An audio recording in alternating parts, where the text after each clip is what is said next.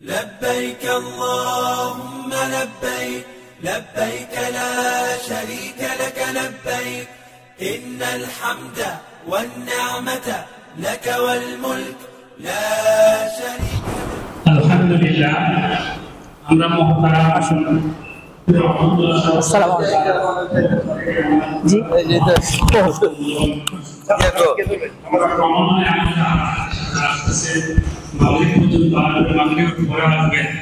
আমরা ইনশাআল্লাহ ধারাবাহিক মুহতারাম হাজির মুহতারাম মুআজ্জাজ হুজ্জাজ کرام আল্লাহ তাআলার কাছে শুকরিয়া আদায় করি যারা আমরা হজের নিয়ত করেছি আলহামদুলিল্লাহ আমরা টাকা পয়সা সম্পূর্ণ দিয়ে আমরা ইনশাআল্লাহ প্রস্তুত হয়েছি। আল্লাহ তাআলা আমাদের হজ কে কবুল করুক, সবাই বলেন আমিন। আমাদের হজের গুরুত্বপূর্ণ অনেকগুলা জিনিস আছে। হজের যে আমরা প্রথমে যাব উমরা করব, উমরা করার পরে আমাদের মূল হজ হবে 8 জিলহজ। 7 জিলহজ রাত্রি নিয়ে যাবে মুআল্লিমের সুবিধার্থে। 8, 9, 10, 11, 12, 8, 9, 10, 11, 12 এই 5 দিন মূল কাজ। এইগুলা ফরজিয়ত আদায় করার সাথে সাথে ওয়াজিবাত গুলা আছে, সেগুলো আমরা যথাসময় আদায় করব ইনশাআল্লাহ। তো আল্লাহ তাআলার কাছে দোয়া চাবো সব সময় যে আল্লাহ তুমি আমাদের জন্য সহজ করো, কবুল করো। এই দোয়ার বইগুলোতে লেখা আছে আল্লাহুম্মা ইন্নী উরিদুল হাজ্জা ওয়াল উমরাতা ফায়াসসিরহু ওয়া তাকাব্বালহু। আল্লাহ তুমি সহজ করো, কবুল করো। এটার অনেক ব্যাখ্যা রয়েছে। আমি যতই চেষ্টা করি ভাই, টাকা দিলাম, টাকার গরম আছে, পয়সার গরম আছে, হয় না। আপনি যদি কপালে না থাকে, এমন হয়েছে 1 সপ্তাহ আগে সে যেতে পারে না, অসুস্থ হয়ে গেছে, আছে না ভাই?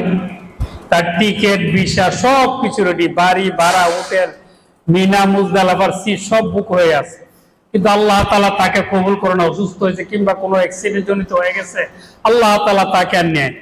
এই জন্য আল্লাহর কাছে বিনীতভাবে আরজি করা, ইয়া রব তুমি আমাদেরকে আল্লাহ আমাকে তুমি আল্লাহ আমাদের সকলকে কবুল করো, সহজ করো এবং কবুল করো। এবং হজের প্রত্যেকটা জিনিস আল্লাহ কঠিনতর কঠিন বান্দার জন্য সহজ করে দেয়। এটা আমি না গেলে বুঝবো না। অনেক বিষয় আছে। 2012 সালে একটা ঘটনা আমার খুব মনে পড়ে। আপনি যে পুরান ঢাকার এই নবাবের বাগের চিনবেন অনেক, হাজী মহসিন সাহেব, অনেক বড় উনি পাখির বাড়ি বলে সবাই চিনে, 2 বিঘার বাড়ি। উনার ওয়াইফ হাসপাতাল থেকে মাগরিবের পর রিলিজ পাইছে। আমরা টিকিট করা, আমরা বললাম টিকিট রিফান্ড হবে না, আর সৌদি এয়ারলাইন্সের টিকিট ছিল। আমরা খুব দোয়া করতেছি, মাগরিবের পরে রিলিজ দিছে। আমাদের 12টা ফ্লাইট ছিল, আমার খুব মনে পড়ে। উনি বের হয়ে আসছে, আসারও বাসা আসছে, আমরা তাড়াতাড়ি রেডি হইতে বলেন। আমরা এয়ারপোর্ট গেছি, উনি আমার কাছে ভালো লাগতেছে। আল্লাহ, মোটা স্বাস্থ্যবান মহিলা, দেখতো মানে খানদানি মহিলা, মনে আসলে খানদানি মানুষের। তার অনেক ছেলেরা বড় বড়।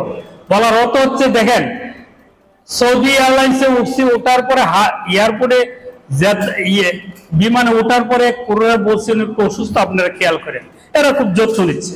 জেদ্দা এয়ারপোর্টে নামার পর উনি আমার কাছে পূর্ণাঙ্গ সুস্থতা মনে হচ্ছে। মক্কা যখন গিয়েছি গাড়ি দিয়ে জেদ্দা থেকে, উনিকে আমি পূর্ণাঙ্গ সুস্থ। তাই আমি বলছি আপনার পরে হজে নিব, আমরা পরে আপনার তওয়াফটা করাবো, উমরাটা পরে করাবো। আপনি যেহেতু উমরা করতে হবে, আমি সুস্থ হন, একদিন পরে নিলে অসুবিধা নেই। উনি না না না, আমি ভালো, আমি যেতে পারবো। আল্লাহ, ঠিকই ওই মহিলাকে ওই দিনে আমরা নিয়ে গেলাম, তার ছেলের সাথে ছিল হাজী জাবেদ ভাই, এখনো বলে। উনি মারা গেছে, আল্লাহ জান্নাত নসিব করুক। আমি জানাতে ছিলাম। তো বলার অর্থ হচ্ছে, দেখেন উনি যখন গেছে, যাওয়ার পরে তোয়াফ করলাম, সাই করলাম, উনি ফিরে আসলো স্বাস্থ্যবান মহিলা। উনাকে একবার নেওয়ার পরে বারবার আমরা নেই না। উনি একদিন রেখে গেছি না, আমাদেরকে না বলে চলে গেছে। আমরা আশায় বাসা না দেখে হতাশ। আল্লাহ কি জানে হয়, মহিলা মানুষ, উনার ছেলে চিন্তিত, আমি চিন্তিত। আল্লাহর কি করতে, আমরা দোয়া করতেছি, উনি নিজে নিজে আবার এসে। হ্যাঁ, তোমরা আমাকে তুলে যাও, আল্লাহর পর না দেখলে আমার ভালো লাগে না।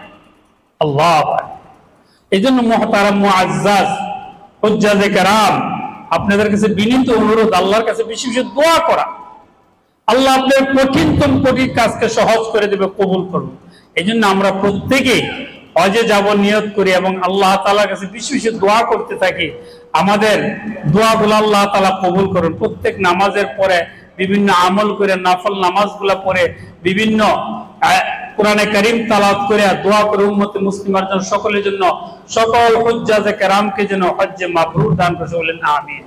আসুন, আমাদের সামনে আরো অনেক উলামায়ে কেরাম আসছে, শাহী মসজিদের ইমাম খতিব সাহেব আসছে, এই যে টাকনান মসজিদের খতিব সাহেব আছেন, আর উলামায়ে কেরামরা আছেন, বয়ান করেন। ক্রমান্বয়ে আপনারা যে কথাগুলা বলবে, এই কারগুজারিগুলা, কার্যক্রমগুলা বলার অর্থ হচ্ছে আপনি একটা অভিজ্ঞতা নেওয়া। আপনি কোনো কাজকে কঠিন মনে করবেন না, আল্লাহর কাছে সাহায্য চাবেন, আল্লাহ সহযোগিতা করবে অবশ্যই অবশ্যই। কারণ আপনার নাম রয়েছে জয়ফুর রহমান, আল্লাহর মেহমান। আল্লাহর মেহমান, মেহমান বাড়িতে আসলে মেজবানে কদরদানি করে না? আল্লাহর ঘরে যাচ্ছেন, আল্লাহ তুমি আমাকে সব কাজে সহযোগিতা করো, সহায়। আল্লাহ তাআলা প্রত্যেকটা কাজে সহযোগী করবে। ক্রমান্বয়ে আমাদের সবচেয়ে বড় জিনিস তালবিয়াটা। অনেকে অনেক দিকগুলো বলবে, তালবিয়া অর্থ কি? লাব্বাইক। এই লাব্বাইক দোয়াটা কিন্তু খুবই জরুরি জিনিস। লাব্বাইক আল্লাহুম্মা লাব্বাইক পড়েন, লাব্বাইক আল্লাহুম্মা লাব্বাইক, লাব্বাইক লা শারীকা লাক লাব্বাইক, ইন্নাল হামদা ওয়ান নি'মাতা লাকা ওয়াল মুলক লা শারীকা লাক, লাব্বাইক আল্লাহুম্মা লাব্বাইক, লাব্বাইক লা শারীকা লাক লাব্বাইক, ইন্নাল হামদা ওয়ান নি'মাতা লাকা ওয়াল মুলক লা শারীকা লাক, লাব্বাইক আল্লাহুম্মা লাব্বাইক, লাব্বাইক লা শারীকা লাক লাব্বাইক, ইন্নাল হামদা ওয়ান নি'মাতা লাকা ওয়াল মুলক লা শারীকা লাক। এই তালবিয়াটা কিন্তু খুব জরুরি। আমরা তো আলহামদুলিল্লাহ অনেক বই পুস্তক আছে, এখন তো নেটের যুগে অনেক কিছু পাওয়া যায়, টিপ দিলে সবকিছু আপনি প্রত্যেকে মুখস্থ করবেন। কিন্তু আমি একটা তিক্ত অভিজ্ঞতা বলি, 2003 সালের ঘটনা, আমাদের মনে আছে তো কখন ঘটনা। মুফতি কিফায়াতুল্লাহ সাহেব, কারি কিফায়াতুল ইসলাম ফাউন্ডেশনের, ওই যে বাসবাড়িতে, উনি নিজে বলছেন, আমি ইয়াতে হজ ক্যাম্পে ছিলাম, একজন হাজী সাহেব আসছে ময়মনসিংহ থেকে, 3 দিন থাকতে হয়, সরকারি ভাবে গেছিল সম্ভবত, সরকারি প্রশিক্ষণ আছে, এখানে প্রতি অক্টে সরকারি তালিম দেওয়া হয় এই হজ ক্যাম্পে, বুঝতেছেন? দেওয়ার পর ওনার 3 দিনে কালিমায়ে তয়্যিবা না কালিমায়ে তয়্যিবাটা ঠিক করতে পারে নাই, তালবিয়াটাও ঠিক করতে পারে না। এটা বলা হলো তার কার্যক্রমটা বলেন, যে দুঃখজনক ঘটনা না? হয়তো তার ছেলে প্রবাসে আছে বা টাকার জোর আছে, বাবারে হজে পাঠাই দিতেছে। আরে ভাই, হজে যাওয়ার আগে তো আমার কি করতে হবে এটা তো জানতে হবে। আপনি বিদেশে সফরে যাইতেছেন, চাকরি করতে যাবেন, কি উদ্দেশ্যটা তো জানতে হবে। নাকি আমি বিমানে উঠলাম আর গেলাম আর উঠলাম, এটা কি হইল? এটা বুকামি হবে না? এই জন্য মুহতারাম হুজ্জাজে কেরাম, আপনারা প্রত্যেকে এই দোয়াটা, উনি পরে আমাদেরকে আফসোস করে বলল, 3 দিন এনে ছিল, তাকে আমি এইটাই শিক্ষা দিতে পারলাম না। এখন বলেন তার যাওয়াটা কতটুকু হবে? অন্যান্য কার্যক্রম গুলা আছে, কি হবে? যেন হজের ফরজ গুলা উলামায়ে কেরাম বলবো আমি 3টা ফরজ, ইহরাম বান্ধা, উকুফে আরাফা করা গুরুত্বপূর্ণ ফরজ, তাওয়াফে জিয়ারা। বলেন কয়টা? হজের ফরজ কয়টা? কি কি? ইহরাম বান্ধা, 8ই জিলহজ, অর্থাৎ 7ই জিলহজ বান্ধে বলে মুআল্লিমের সুবিধার্থে, 7ই জিলহজ বা 8ই জিলহজ, 7ই জিলহজ ইহরাম বান্ধা, আরাফা অবস্থান করা গুরুত্বপূর্ণ ফরজ, তাওয়াফে জিয়ারা অর্থাৎ 10 তারিখ, 11 তারিখ, 12 তারিখ সূর্য অস্ত যাওয়ার আগ পর্যন্ত আপনাকে এই তাওয়াফটা করতে হবে। এই 3টা হলো কি? ফরজ। হজের ফরজ কয়টা? ওয়াজিব কয়টা? জি, মাশাআল্লাহ। দেখেন আপনি তো শিক্ষিত মানুষ, ঢাকা শহরের মানুষ, সবাই জানে মাশাআল্লাহ। এই যে এই 6টার 3টা, এটা মনে রাখা যাবে না? ওয়াজিব গুলো আমি বলতেছি, ফরজটা আগে আমি তলকিন দিয়ালে আপনাদেরকে। ফরজ কয়টা?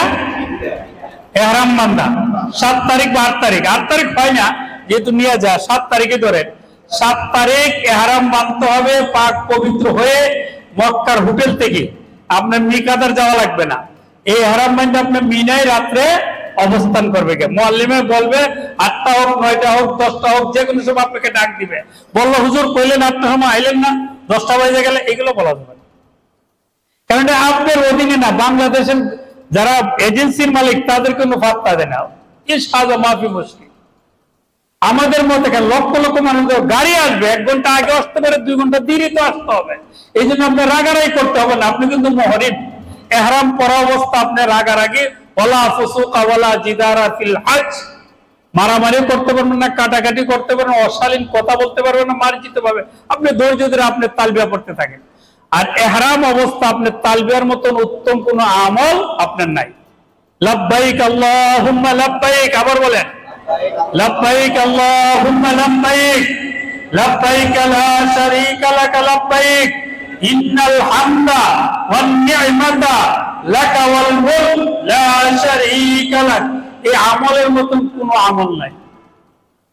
এই জন্য আমরা ইহরাম পরে হোটেলে বসে থাকবো, অথবা আমরা যার যার রুমে অবস্থান করবো। আমাদের গাইডেরা বলবে, আপনাকে বলবে গাড়ি আসছে, তখন আপনি নামবেন। নাইমা কতক্ষণ নাইমা তো সিটও পাইবেন না। যেন ওয়েটিং রুম, এই রুমে তো শত শত হাজি সাহেব কারে সিট দিবে। এই জন্য রুমে বসার জন্য আমরা বলবো, বা গাইডেরা বলবে, আপনার গাইডদের কথা মানবেন। এই কথা বলবেন আমি টাকা দাইছি না, আমি এত তো শুনুন গেলি গা, এটা বলা যাবে। এটা বললাম বিনীত হবে, মাফ করে দেন। আর ভাই গাইড যেটা কইটা আপনার কল্যাণে আমার কল্যাণে বলতে হবে, এটাকে তাকে মানতে হবে, উস্তাদ মানতে হবে।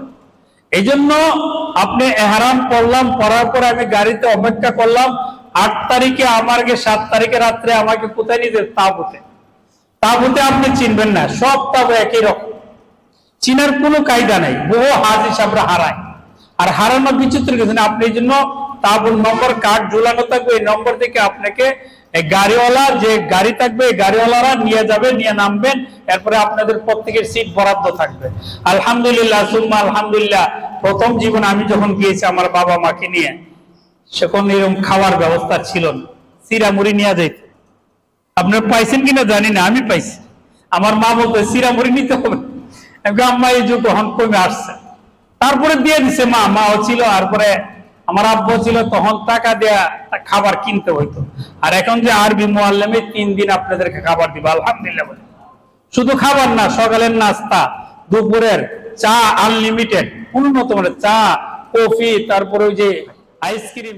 এই জন্য খাবার। আর আপনি তো খাইতে গেছেন না, খাইতে গেছেন ভাই। বিশেষ ইবাদত তথা ফরজিয়ত হজ।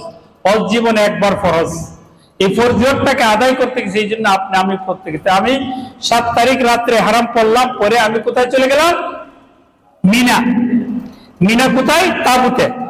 তাবুগুলো কিন্তু এসি এবং কাগজ, মানে এত উন্নত মানে ত্রিপাল, এটাতে আগুনও পড়বে না। কোন এক সময় 88তে আগুন লাগছিল, এগুলো পড়ছিল। এরপর তো সিস্টেম না। সৌদিরা অনেক আন্তরিকতার সাথে চেষ্টা করে, সৌদি আরব, এটা বলা ভুল হবে, কিন্তু এতগুলো মানুষ একসাথে একটু ভিড় হয়, একটু ধৈর্য দরকার। আপনি তাবুতে থাকলেন, ঘুমাইলেন, ওই রাত্রে তো ঘুমানো, ফজরের নামাজ পড়লেন, ফজরের নামাজ পড়িয়া আপনি 8 তারিখ ফজর জোহর আসর মাগরিব এশা, এশার পরে আবার রাত্রে কোথায় চলে যাবে? আরাফা। কথাগুলো মনে রাখেন, ধারাবাহিক বলতেছেন। কিন্তু মিনাতে আপনি 8 তারিখ সারাদিন ছিলেন, এশার পরে নিবে, সাধারণত এশার পরে নিয়ে, এশার পরে নিয়ে। এই জন্য ফজর পরে 9 তারিখ ফজর পরে যাওয়ার কথা, কিন্তু একসাথে ভিড়ের চাপে কুলাইতে পারে না।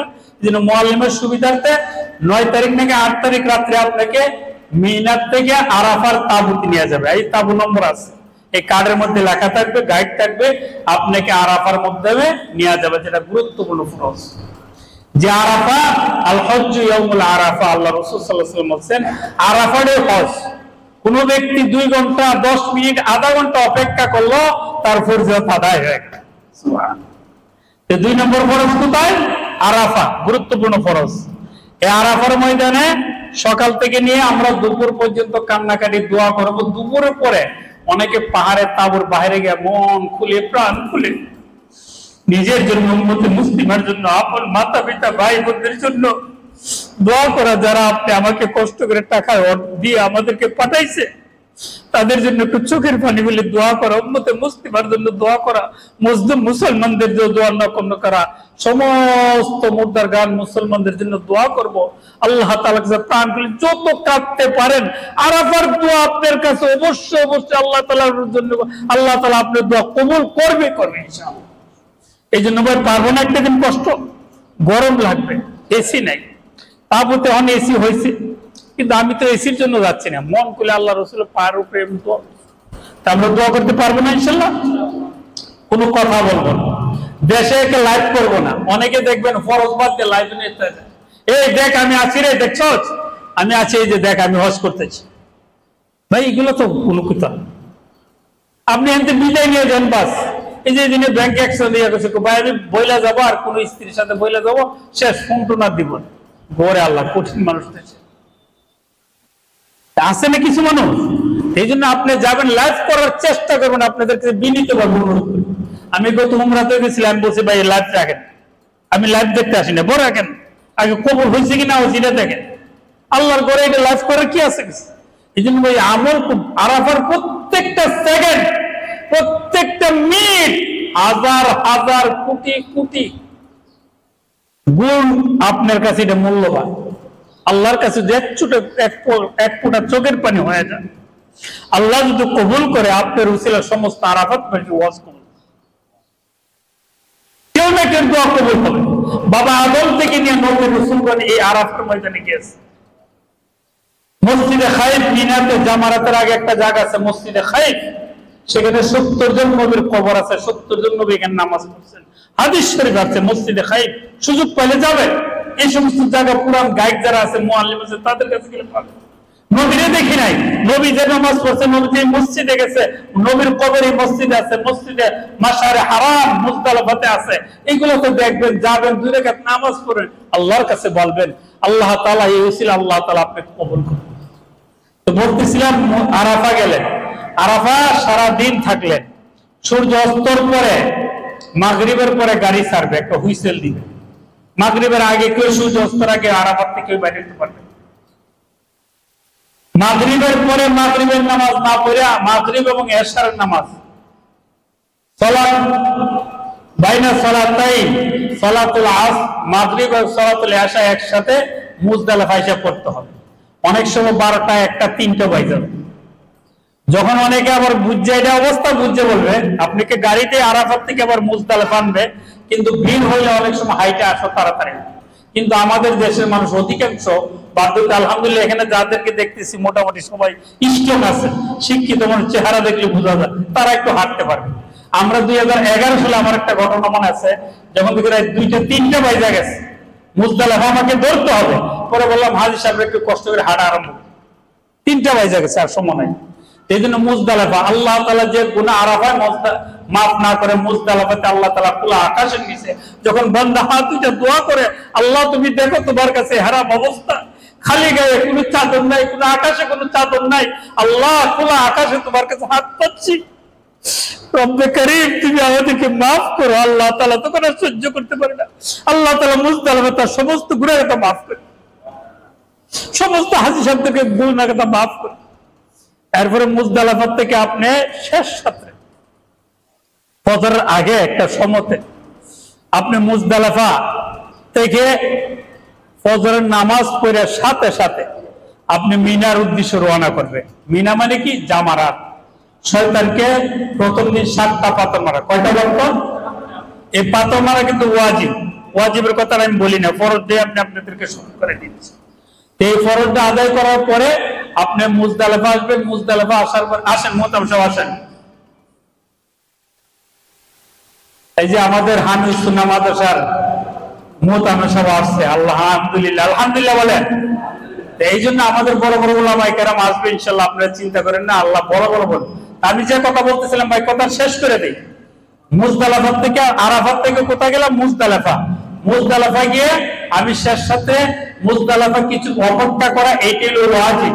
এই সময় আল্লাহ দোয়া কবুল করে, দোয়া করে মন খুলে সব জায়গায় দোয়া করবে, উম্মতে মুসলিমার জন্য, নিজের জন্য, আপনজনদের জন্য, যারা দোয়া চেয়েছে, যাদের কথা মনে আছে না আছে, সবার জন্য দোয়া।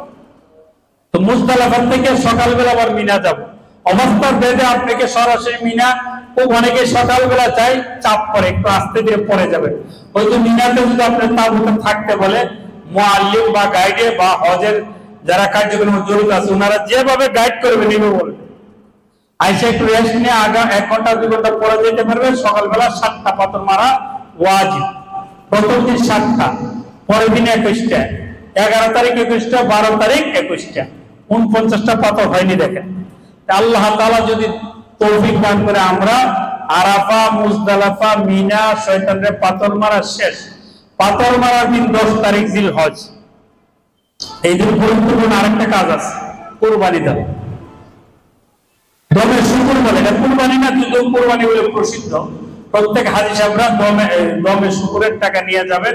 এখানে আমাদের গাইড আছে বা আমাদের কোম্পানির চেয়ারম্যান সাহেব আছে, উনি পরামর্শ ক্রমে আমরা কিনারা কি নিজেরা গিয়ে দিতে পারেন, কিন্তু নিজেরা আগে গিয়ে তৎক্ষণাৎ দেওয়া কষ্ট হয়ে যায়। কারণ আমাদের দেশের মতন খোলামেলা গাবতলি গরু হাট না, কইলে কিনতে পারেন, যেখানে ইচ্ছে সেখানে জমা দেওয়া যাবে, এটা রেস্ট্রিকশন আছে। এটা হুকুমত সৌদি আরবের, এই জন্য নির্দিষ্ট জায়গাতে দিতে হয়। এটা সিস্টেম মতো করবেন। যাই হোক, দিয়ে আসলেন, দেওয়ার পরে আপনি 10 তারিখে আপনি মাথা মুন্ডন করতে হবে। মাথা মুন্ডন করার আগে আপনাকে কুরবানিটা দিতে হবে। কুরবানি দেওয়ার পরে আপনাকে যখন ফোন দিবে হয়ে গেছে। এই জন্য আমরা ইনশাআল্লাহ এই কুরবানি দেওয়ার পরে মাথা কামাবো। মাথা কামানোর পর আপনি হালাল হয়ে গেলে এই 5 দিন যে হারাম অবস্থা ছিলেন, 7 তারিখ, 8 তারিখ, 9 তারিখ, 10 তারিখে আপনি হালাল। তোয়াফে জিয়ারাটা আপনার নরমাল কাপড় দিয়ে করতে পারবো, ইহরামের কাপড় লাগবে না। ওই দিনে আপনার কাপড় কইলা নতুন আবার স্বাভাবিক কাপড় পরবেন। 10, 11, 12 তারিখের মধ্যে আপনি সমান। 10 তারিখের চাপ হয়, এই জন্য আমরা সাধারণত 11 তারিখে যাই। আল্লাহ তাআলা আমাদেরকে এই কথাগুলোকে আমল করার তৌফিক দেন। মাগরিবের নামাজের টাইম হয়ে গেছে। আসসালামু আলাইকুম ওয়া রাহমাতুল্লাহি ওয়া বারাকাতুহু। আলহামদুলিল্লাহ, আসরের পর থেকে পর্যন্ত আমরা আলোচনা শুনলাম। ইনশাআল্লাহ মাগরিবের পর আরো অনেক ওলামা আসবেন, বিশেষ আলোচনা হবে।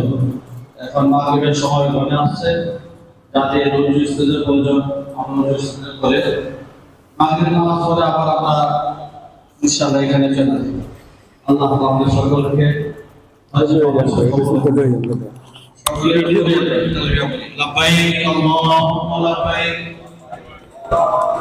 لبيك لا شريك لك لبيك إن الحمد والنعمة لك والملك لا شريك لك لبيك اللهم لبيك لبيك لا شريك لك لبيك إن الحمد والنعمة لك والملك لا شريك لك لبيك اللهم لبيك لبيك لا شريك لك لبيك إن الحمد والنعمة لك والملك لا شريك لك। হজের মধ্যে সবচেয়ে গুরুত্বপূর্ণ আমল হলো তালবিয়া। যে যত তালবিয়া পড়বে আল্লাহ রাব্বুল আলামিন তার বেশি রহমত বরকত আছে।